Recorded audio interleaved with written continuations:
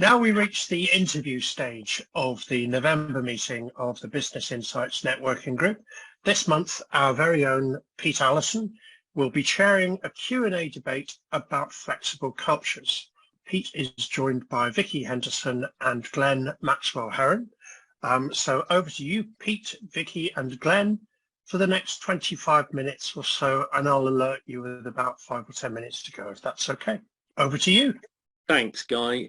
Thanks so much, and thank you also to Vicky and Glen for joining us. I think this is going to be an interesting session today. We're going to range around a few bits and pieces, but they're all focused around the way the culture of working and businesses is changing when it comes to staff and remote working and diversity and a number of other things. We're here online, which is, you know, if we go back to before the pandemic happened, the networking events that we were involved with certainly were very much face-to-face and in person, pretty much exclusively, not totally. And that pandemic, which now seems to be almost a thing of the past, if you see what I mean, although very much, oh, pardon me, sorry, that was my phone and I apologise. Almost a thing of the past, although it's more a case of a bit of memory than distant past, but life's getting very much back to normal, and we're beginning to see and think about the impacts it's had, both in terms of reflecting on what has been going on, but also dealing with the things that are happening as a result of what we've learned. So I'd like to introduce Vicky and Glen. No, we'll let Vicky and Glen introduce themselves, to be absolutely honest, but Vicky and Glen are both in different areas looking at this whole business culture and the way business works. So Vicky, do you want to go first and just say hello and introduce yourself? Yeah, thank you very much. Vicky Henderson from Ascend Performance Coaching. I would give myself the fabulous title of being the Chief Mindset Revolutionary at Ascend Performance Coaching. So the way I am approaching the discussions that we're looking at today is very much from a mindset point of view. There's a huge amount of mindset bullshit and various other different things that goes on when we're looking at what the changes are, flexible working, you know, where we're going in the future. So that's kind of my take on it. So everything I'm looking at, I'm coming at from a mindset, from an emotionally intelligent point of view, and how our emotional intelligence or lack thereof will have an impact on everything else that's happening around us in the business world. Brilliant. And Glen, can I just introduce you for a second? Do you want to introduce yourself? Afternoon, everyone. I'm Glen from Springboard to the Future. I think it's probably best if I start with a bit of a story, and the fact that Felix and I had been chatting about various things for a couple of years, and then COVID happened. And then after about 6 months in, we were idly chatting one day while I was trying to educate the kids, and suddenly went, holy shamoly, the world has changed. And people are now having to do stuff remotely. And we were chatting about this and realised that I'd actually been working remotely for the thick end of 20 years. And Felix, being ex-army, has also been involved with running teams that are distributed away from him. And we realised, da-ding, there was a light bulb moment. Now, the interesting thing is, when we first started this up, we thought, oh, we got 6-9 months opportunity here. And then as things rumbled on, then it became, actually, this has become a bit of a revolution in the company workspace. So actually, even though we're seeing a lot more people being driven back to the office now, I do not believe that remote or hybrid working is going to go away, because there's quite a lot of demand from people to do it. So we're now looking at what needs to change in organizations to make it a success. And the thing is, we come at it from a very different point of view from Vicky, in the sense that we are looking at it. We are both experienced managers and leaders. How do you get stuff done? How do you deliver change? How do you build your teams? Those are the things that we focus on in terms of what hints, tips, tricks can we pass on to team leaders, senior leaders, team managers, to enable them to get stuff done and survive in the new world, because it ain't going to go away. Brilliant, thank you. And just for those late joining, we're just in the interview section of what we do now. We do a bit of meat in each of these events as we run them each time for about half an hour, and then we'll have a chance to go around and introduce ourselves and say hello properly. So I've got a few questions which I'm going to lob around and let both of you have a chance to answer them. And so we'll take. First question, I'll lob at Vicky first, and then maybe let Glen have a crack at it. Vicky, you specialise in emotional intelligence, but there's lots of other things you're involved in as well. We've got diversity and leadership and cybersecurity and other things going on. So how does this whole remote working culture sit into that emotional intelligence world that you're in? And what's your take on it as we look back simplistically now over the last few years? So we all have a level of emotional intelligence, and some people's emotional intelligence is more developed than others. Everybody's emotional intelligence will take a hit if they are under stress or at times of change. So to tell a story just like Glen did, in June 2020, when lots of people were like, oh my God, this isn't going to be 3 weeks. This has now been 3 months. This is a real pandemic. What's happening? Life has turned on its head. I thought, compared to everybody else, I was doing really well. But then a year later, when I reflected back on where I'd been the previous year, I realized that I'd not been doing very well at all, but my emotional intelligence had dropped at the same time as everybody else's. So I still felt I was doing quite well. So that's the underlying thing. When we go through great periods of change, if we are not working on our emotional intelligence all the time, if we don't have a toolbox to keep us really resilient and keep us sort of focusing on the optimistic side of life, and to continue building, then people start to struggle. And I'm involved in all sorts of different conversations around diversity and leadership, which has been challenged hugely. And when I say diversity and leadership, I'm talking at all levels of your organisation. Who are the leaders in the very bottom level? Because even though they don't have the tag leader on them, you will have them. And how is their emotional intelligence influencing what's going on elsewhere? We don't have that everybody in a room anymore. Everyone's disparate. So what's happening to those individual peoples? Who's having conversations behind the back? What is happening basically? And how can we make sure that we're pulling everybody in and connecting them when we are actually disconnected? So how does that? So in any organisation, we've got leadership and diversity comes into it. Obviously, we're here thinking about remote working specifically at the moment. And I'm aware that the emotional intelligence, everyone's come at remote working. As we were coming back out of the pandemic, I very strikingly for me, in the same week, I was involved in two conversations. One with an organisation who said, right, okay, we're all coming back to the office now. They sent it out on email and they've been completely and totally ignored. Now, it was a fairly traditional old style organisation. So they had another pop at it and people just stayed quiet. And I was talking to the owner of the organisation who was just beginning to get a little bit frustrated here, and he was beginning to say, hang on a minute, who's in charge here? Who gets to decide what's going on? These guys, they've gone home. Well, how do I know what's going on at home? And all that kind of game. The other conversation I was involved in, admittedly with a digital cyber company, they'd gone into the recession with an office capacity of 10 to 12 people. They literally multiplied the business by tenfold, as happened with a lot of the digital and cyber businesses over the period. They now had over 100 people. They hadn't obviously been their offices, and they'd drawn breath to say, how do we go about fitting all our people back into the office? And they suddenly said to themselves, hey, we don't want them back in the office. And by the way, have you noticed some of them aren't even in the UK? So they completely, in that leadership role, had to take a totally different direction. So this is all about emotional intelligence, and I'm interested, and I'm seeing Glen respond there on the screen facially. I'll let you have a crack at this in a minute yourself, Glen. But I'm interested from the emotional intelligence point of view about how you see that from the business leadership side, those two sorts of differentials. I think it's about having that diversity of thought. And being able to see that what normally happens is what we like and what we want, we'll try and project onto everybody else. Now, previously in a traditional setting, that would just happen. What the boss said, everyone did. Now you've given people options. Before it was, no, you must work. We can't possibly work from home. Well, we've been forced to work from home. It's been proven we can work from home. So the leadership need to change their thinking. They can't just do what they want anymore, because in order to keep their staff engaged and on board and profitable and working, they need to think differently. They need to have you know, diversify their thinking and work out how they're going to do it. And some people are getting it right, and they're looking at all of the different things that are going on, like that second example you gave, Pete.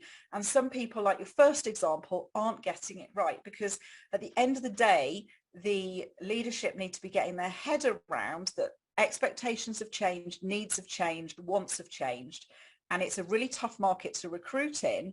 So you don't want to lose your people now. So actually the power has gone over to your people, whereas before it used to be on your side, do it my way or disappear. Whereas now actually it's much more in the, well, if you want to keep me, you're going to have to play along to my tune. So there's been a flip. Some people are coping with it brilliantly, others not so much. So hold that thought. Glenn, your turn. I can see you itching to get in there. No, I'm going to very much reinforce what Vicky's just said, and what people have realised is actually there's a massive breadth of opportunity out there. From the point of view of I'm sat here in North Bristol at the moment, I could be doing a job for a company in Yorkshire or Edinburgh or the US or wherever it happens to be. Likewise, companies have got to think about the fact that I don't need to recruit from within an hour's drive of my office nowadays. So actually there's a bigger breadth of opportunity on both sides of the fence. And also this is given a massive opportunity to get more people back into the workforce. So working mums, particularly now kids are back in school, you can do a 9 till 3 day or whatever it is, and you could be doing it from your kitchen worktop. So we're seeing, and we're drawing out there, two very specifically different outlooks of life in business leadership. Those will be themselves examples of many blends of that, I realise. And I guess as we look to the progressive businesses who are adopting new ways, and it's just not automatically everyone has to work remotely. Obviously, if you run a garage, you need your mechanics working on cars, and so life's never totally straightforward. Although I have to say, I have a family member who's a detective in the Metropolitan Police, and it was slightly amusing to watch her work remotely from home, and that took a bit of a double take. It's not so difficult when you think about it, because there's a lot of paperwork to do, but you know, the police working from home, interesting one, but actually if you think into it, there are times when it becomes efficient. I digress though. We've looked at the progressive businesses who are looking at that now. Go back to that first example I gave, and the businesses for whom this is a challenge. This isn't necessarily what they want to do. You know, you have a guy or gal who's been running a business for many years, is maybe a few years off retirement, is trying to get their business back to where they want it to be, and it's not working like that. What are we saying to them? Because I bump into a few of those people, and I'm absolutely sure you do. Sorry, let's go for you, Glenn, first. I should have cued that. If you're looking at me, sorry. No, I mean, I think it's a really important one in the fact that don't underestimate just how much the world has changed. It's only been 2 years, and I don't get me wrong, if I go back to the early 2000s, I was selecting my jobs on whether or not I had the ability to access my email and get a company mobile phone. So could I work from anywhere in the UK? And I started doing that in the early 2000s. And what's happened is actually over the last 2 years, because companies have been forced to allow to get remote working, now it's a case of we don't want to go back. And fundamentally, this is one of those times in people's professional careers where they've got to say, fundamentally, the electric light has arrived or the steam engine has arrived. This is one of those transformative technologies where you're either on with it or you're being left behind as a dinosaur.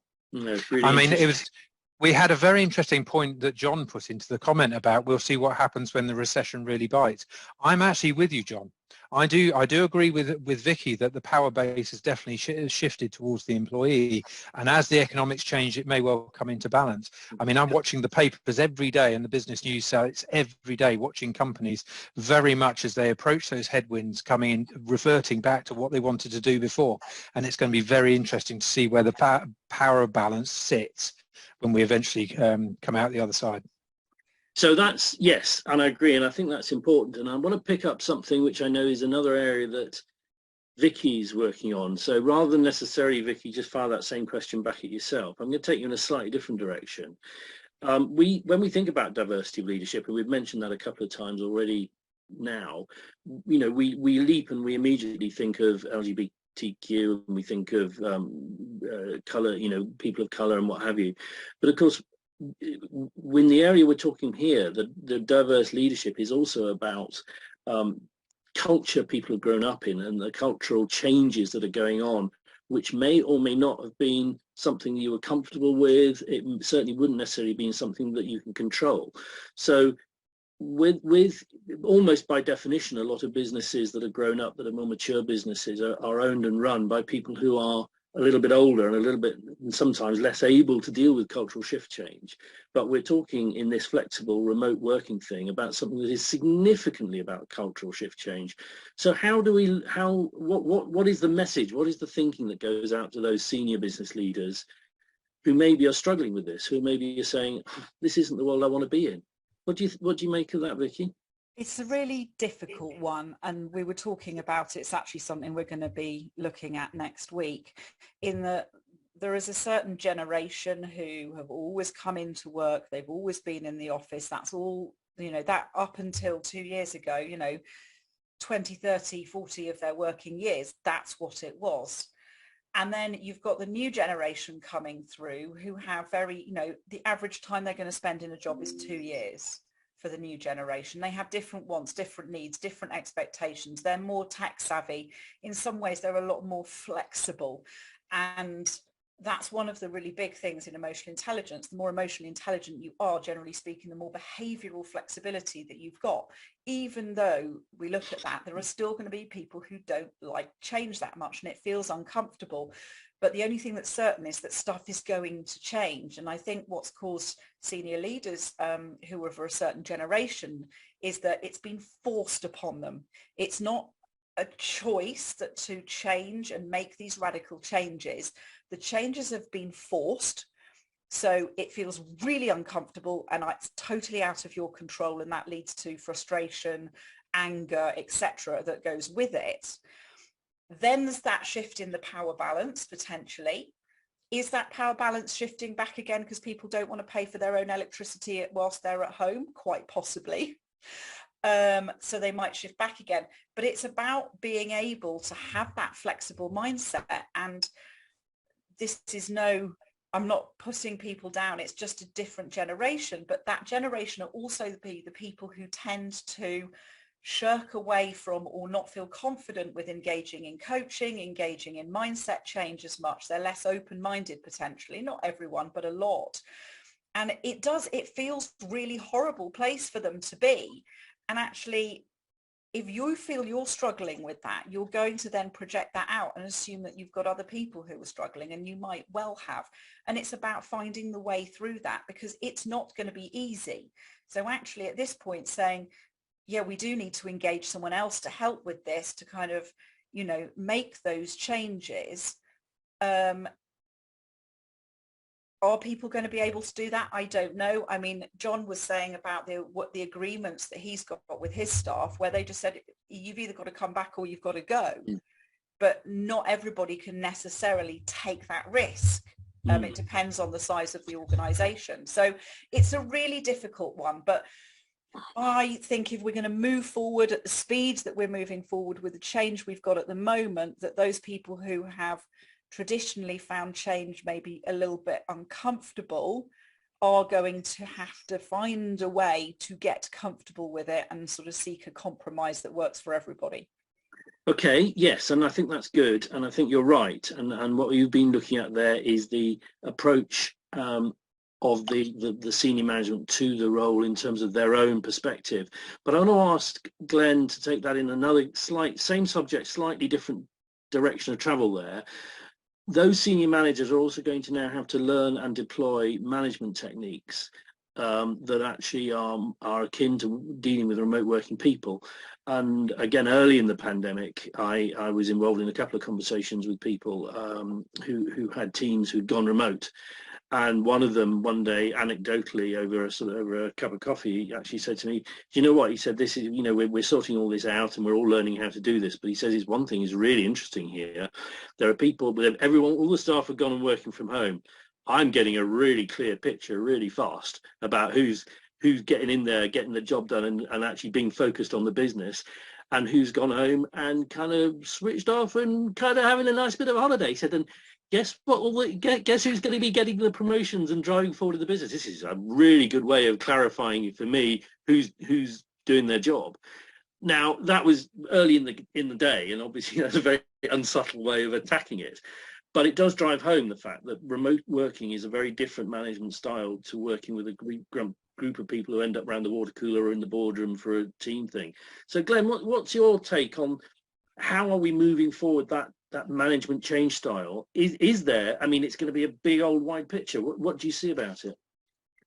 I think that some of the stuff that Vicky was talking about traditional thinking is the problem is up until now there's actually been a fundamental lack of trust in organisations.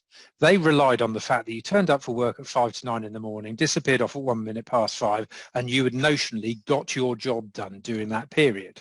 Whether it was spent around the water cooler or making tea for people, it doesn't really matter, but you were in the office.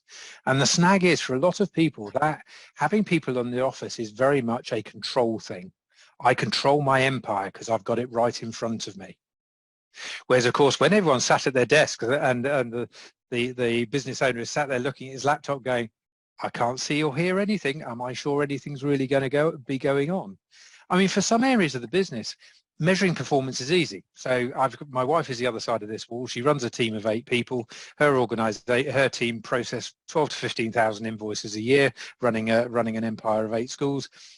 Their productivity did not change. And what's more, because the KPIs are dead easy, have we processed all the invoices? That's not a problem.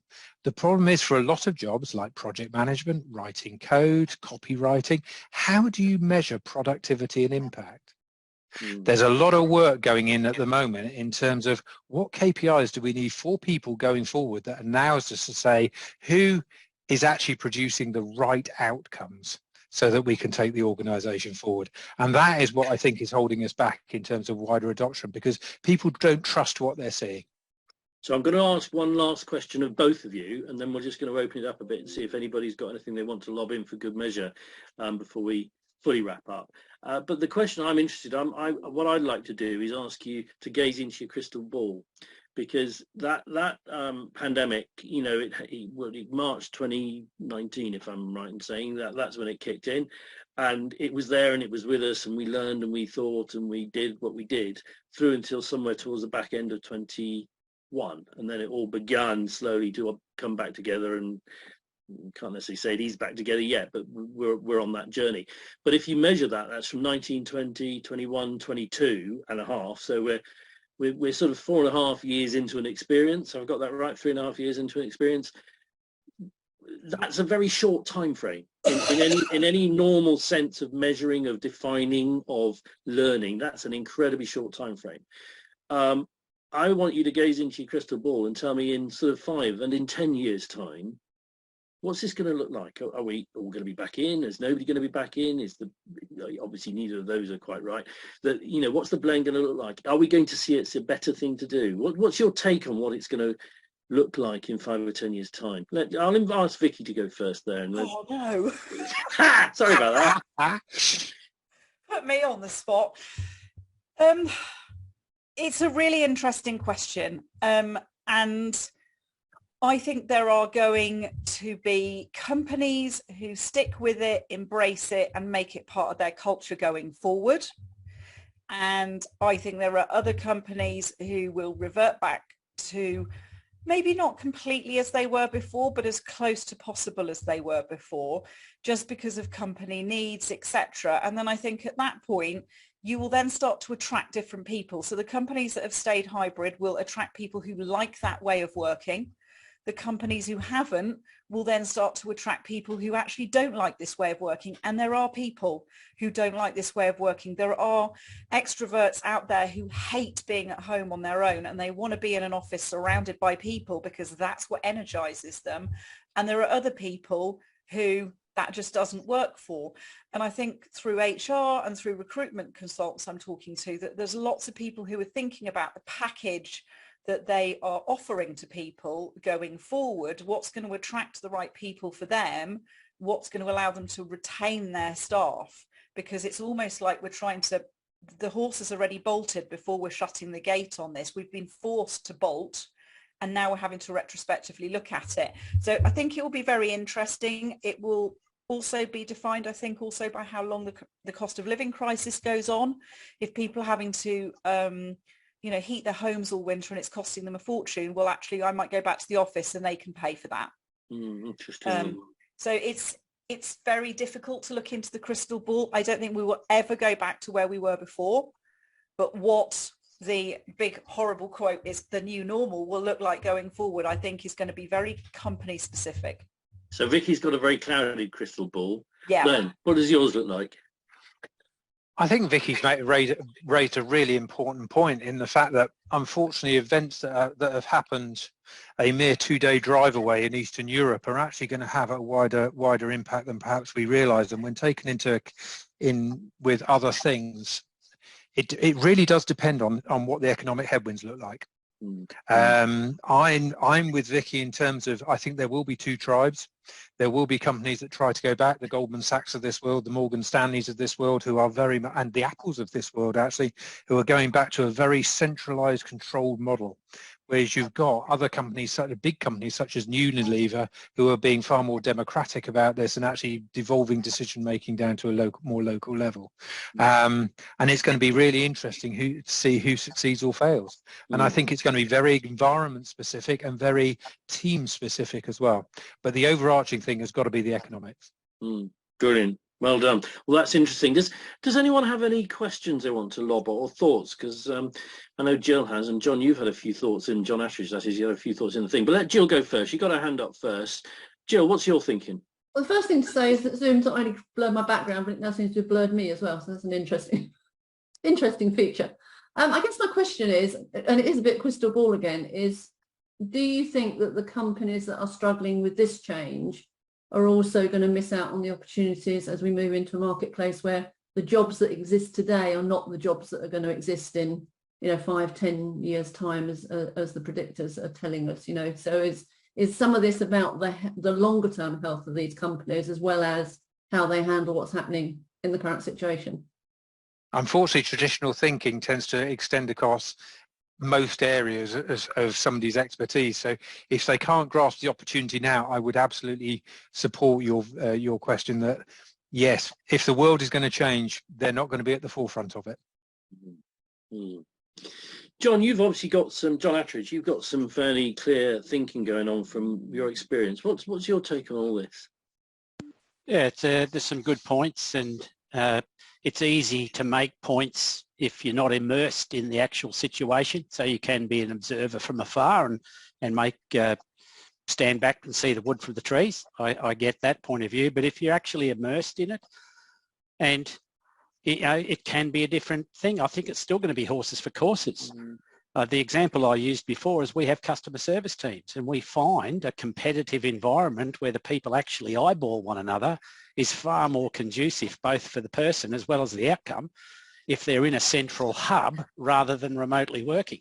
And that's not to say that we're tech adverse. We were one of the first companies I know of to adopt Zoom about 6 years ago. Now we operate in 31 countries. We even had some people working remotely with a Zoom on, and the rest of the room could see them on a television, and they had the Zoom on in their house in Uganda or wherever, just to feel part of the team, because they get very isolated working by themselves. So there's other people that really struggle to work either by themselves or at home for a number of reasons, whether it's distraction of kids or whatever it happens to be that's going on in the background, or bad internet is another one. So, largely it's going to be horses for courses, but I really think if it requires human interaction and any competitive nature of work, then teams in the one building work a lot better than others. If you're an IT worker that gets up at midnight and works through till 8 o'clock in the morning in a dark cupboard somewhere, then, this is probably not going to change. So I think, there's bits and pieces. But the other point that I made was that we had it in our employment contracts, and so we're not putting an arm up people's back, but if they sign the contract, then we'd expect them to honour it. Yeah.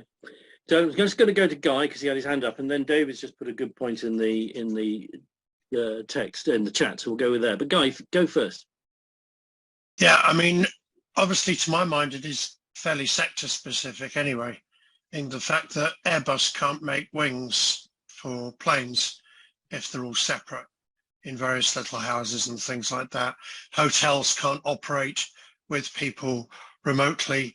My most personal example is my wife runs a very, very successful film company in Bristol, and some of her people, they've actually changed their working environment. They used to have this wonderful big spacious office just up opposite the BBC on White Ladies Road, but they've changed and they've actually got into a shared workspace now, because they know that a lot of their clerical and admin people don't need to be sitting side by side, but a lot of their collaborative creative people do, because that's the environment they get most out of. So I think with a lot of different businesses, it's going to have to be up to the management of those businesses to see which of the work roles within their own environments suit online and or face-to-face, and which of them suit offline. It's a tough one. I think the ones that envelop and kind of like grasp the hybrid nature of that are going to work best and come out best, because it's like I think Jill said, my youngest daughter is 11 years old, and she is, when she leaves university, half of the jobs that she'll be able to apply for haven't even been invented yet. And an awful lot of them will be in the virtual environment as well. So that's something to start to prepare for as well. But we will still need cocktails, Bob. You know, we'll still need lots and lots of these face-to-face things. One last point. I've worked in sales for the last 32 years, sales and marketing, business outreach. There's 3 of us in this room who have brilliantly, successfully put together 3 face-to-face exhibitions, the last one of which, or the next one of which, is happening next week, in the last 12-month period, by meeting about 2 or 3 times in that time, outside of when the shows are on. That shows that you can work together presenting a face-to-face environment within an offline environment, but it does take, one of the things that Glen alluded to, is it takes a great deal of trust. Mm. Yeah, no, absolutely. And it's efficient doing it offline if you get it right. Yeah. Online rather, sorry, if you get it right. David, just obviously we've got to wrap in a second because we've been going for about half an hour, but you've made a really interesting point in the chat, and we all know that in a tight employment environment, a competitive employment environment, then businesses' attitude to working from home policy is one of the factors, whether good, bad or ugly. It's one of the factors that's very acute at the moment, and talking to recruitment businesses, I would agree with that. You've asked whether it will be continuing, whether you think it'll be continuing to be. Do you have your own view on that, out of interest? And we'll let Vicky and Dan have a go at it. In terms of a view, I think it's obviously, you know, extremely useful to have the flexibility there. I myself really like to do 3 in the office, 2 at home if I can, depending on how the week's structured, for example. I wouldn't necessarily say from a personal perspective it's a driver for me. It's nice to have, but if a role that I was really interested in became apparent and it didn't have working from home as part of it, I still would pursue the role. So I guess it's down to the individual as well. Vicky, Glen, do you either of you have a view on where that's going? If I can go first, I think it will be, the roles will be advertised as they are. If you have to be very competitive within the market, look, you maybe need to look at what other people are doing. But at the end of the day, people are going to self-qualify. They're going to say, actually, yeah, that one's got a hybrid option. That's for me. Oh, that one hasn't got a hybrid option. And as you said, well, actually, I don't mind doing it if it hasn't got a hybrid option. It's a really good job. So people will, I think, self-qualify going forward. I think the bigger issue is where things have changed radically internally, and now they're trying to change them back again. But actually, when you're coming new into a business, you'll know up front what the situation is. And I think, yeah, people will just self-qualify as to, yeah, that's what I want, or no, that's what I don't want. Glen, to wrap up. I think there's something to realise is even the dinosaurs dragging their staff back in. Sorry, I used the word dinosaurs, but people getting their staff back into the office. I've been doing some work with the NHS just recently with a couple of hospitals, because they brought all their people back, but things have changed. You've got new people, new procedures, new processes. There's gaps. There's actually an incredible amount of work to bring your teams back into the office and get them functioning in the humming, harmonious machine, or as close as possible, as they were operating before. Because it's actually a step change for people going back to the office too. And they've suddenly, and getting people to interact together and deliver things seamlessly is another business change program. It is not flick the switch, we're back and we're doing it properly. Yeah, no, and I think that's good. And I think that usefully draws us to a conclusion to some sense. I mean, I don't think we ever expected that we would get an answer black and white out of this discussion, because we wouldn't be having the discussion if it was that simple. But I think what it has done is underlined the fact that it is a moving target, this whole game, and we are all learning. And I cast back to, I said it as we were talking, but it struck me a moment ago, this has been a very short window of time that we've been doing this learning, and actually it needs to bed in. We need to understand it, and we need to grow a bit, and we need to try things, and some things won't work and some things will work. And of course, we all move on. We all day by day get a little bit older, and then the younger generation come along behind us, and working practices will change. So it's been a really interesting discussion. I'm sure we'll allude to it a bit later on, but all of this and more, the reason we picked on these subjects today is because we're sort of rehearsing a little bit for what we're going to be doing live on the ground next week down in South Gloucestershire. We've kind of merged and jumbled up about 4 sessions into one big, slightly sprawling conversation here. But if any of you are interested in exploring this argument about it, then the program's out. You can have a look and you can come and get involved, and both Vicky and Glen are involved.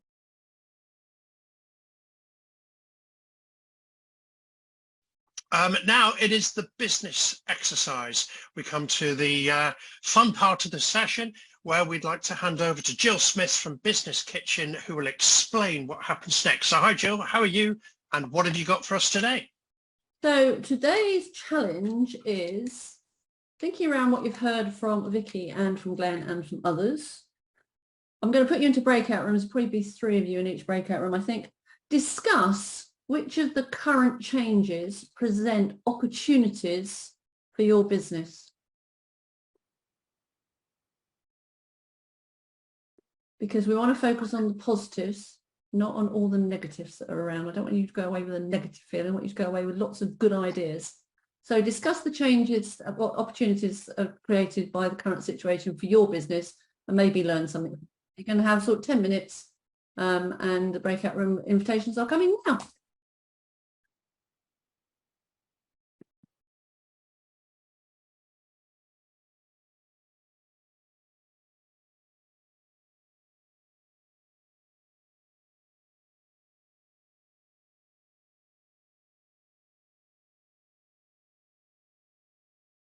Oof.